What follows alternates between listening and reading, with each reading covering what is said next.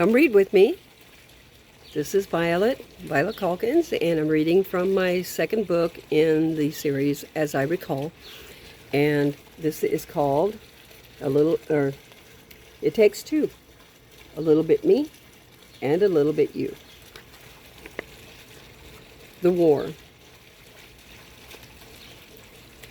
We were young, naive, and ignorant of the whole ramifications of the Vietnam War. All we knew that was America was involved and Dell was being sent to fight. He was patriotic and he was willing to do his duty for his country. The Vietnam War was not a popular war with many Americans. It was a time of unrest, protest, and arrest. There were sit-ins, marches, draft card burning, building burning, and violent demonstrations in protest of the United States' involvement in the war. The factions of those who were for peace and those who supported the war effort were at odds with one another. Most Americans, and certainly I at 17, did not understand the real reasons behind the protests.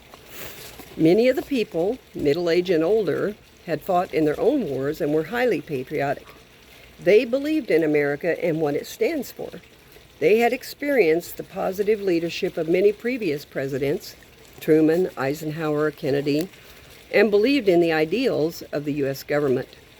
They believed in justice, freedom for all peoples, and the liberation of the oppressed.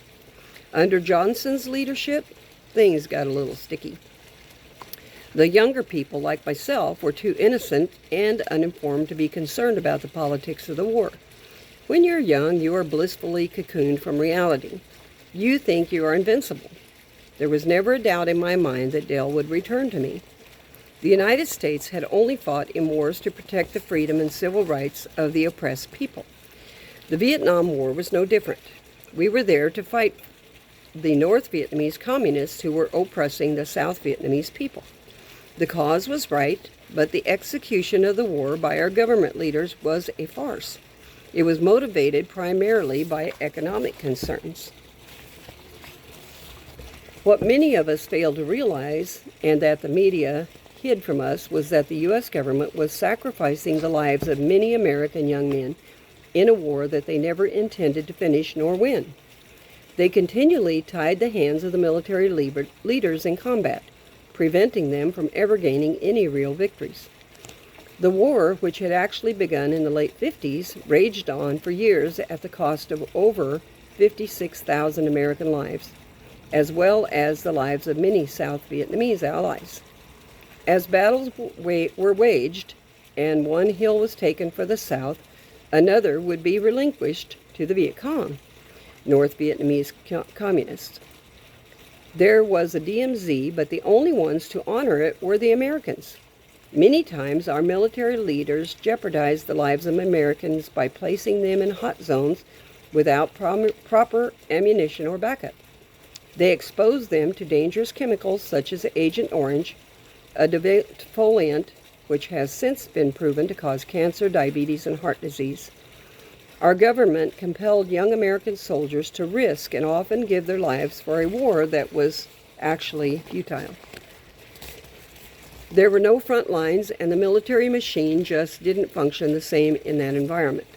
The communists, Viet Cong, used a strike and retreat type of guerrilla warfare. They hid out in caves in the jungle, used snipers and booby traps as ways to defeat the efforts of anyone who opposed them. They openly massacred whole families if they refused to join the Viet Cong. One would ask them why the men would even go when they were sent. Many, like Dell, still believed in America and its leaders. They felt that they had an obligation to go and fight for their country. And they were not informed about the way the conflict was being waged.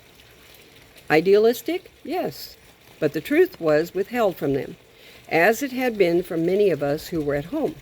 Some young men, usually college students, believing their involvement in Vietnam was wrong, engaged in the protests, and many burned their draft cards. A few, whom others felt showed cowardice, left our country and fled to Mexico or Canada to avoid serving in the military. The American soldiers did what they felt was right and were glad to do it. At the end of their 1 year tour, they came home feeling proud to have represented their friends, family, and above all their country. Many of the soldiers who believed in the ideals of the war, in that every human being has a right to be free, signed on for a second or even a third tour. They had done their duty to the best of their ability, and they gave their all for a noble cause. The soldiers witnessed the death and injuries of many of their fellow soldiers. Many soldiers came home in pine boxes, having given their very lives. For those, it was perhaps a better thing that they did not have to see or face the hate and rejection of the very people they had given their lives for. For their families, it was not so. There is no cure for grief.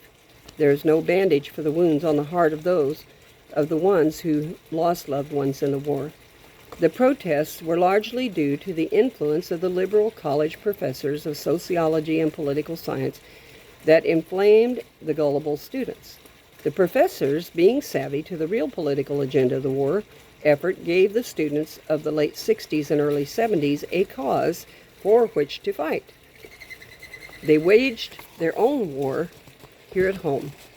Crying for peace, they trampled upon the rights of others. Unfortunately, they chose to fight against the wrong enemy. They waged a war against the American soldier, the very ones who were fighting for their right to protest, to live in freedom and exercise liberty. The dropout, hippie generation soon became a strong force of resistance.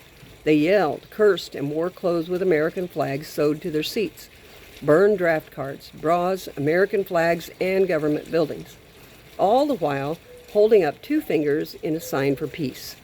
What a contradiction, huh?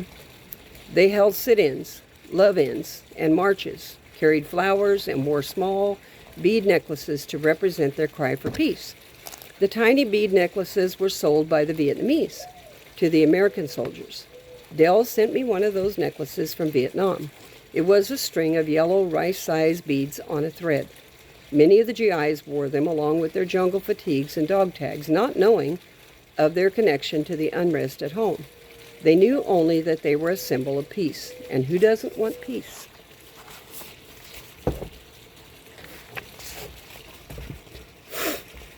Some hippies turned to drugs. They hung out in the airports, hotels, bus stations, parks, college campuses, and government buildings, letting the whole country know that they opposed the war in Vietnam. The news media covered their marches, sit-ins, and violent protests, but they failed to give an accurate portrayal of what our U.S. government was actually doing at the expense of our troops and their families. They also failed to accurately portray the terrible cost to the American GIs, the hell that war was, and their loyalty to America in spite of the hardships.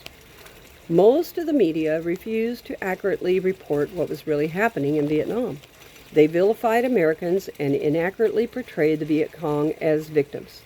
They failed to report the truly vicious, sadistic, and brutal side of the North Vietnamese. The news was often fabricated to make the Americans at home believe we should never have been involved in the war. Some of the GIs had easy access to marijuana while they were in Vietnam. They came home addicted. Many of them had never used the drug previously. Upon returning home, some turned to alcohol and others drugs to numb the emotional pain caused by their trauma and the rejection of a nation for which they had fought, and many had died for. Instead of receiving a hero's welcome, the GIs were vilified and ostracized. Many of the songs of the area are a reflection of the so-called peace movement. Something's happening here. What the world needs now is love. Where have all the flowers gone? And Dell's favorite, If You Are Going to San Francisco.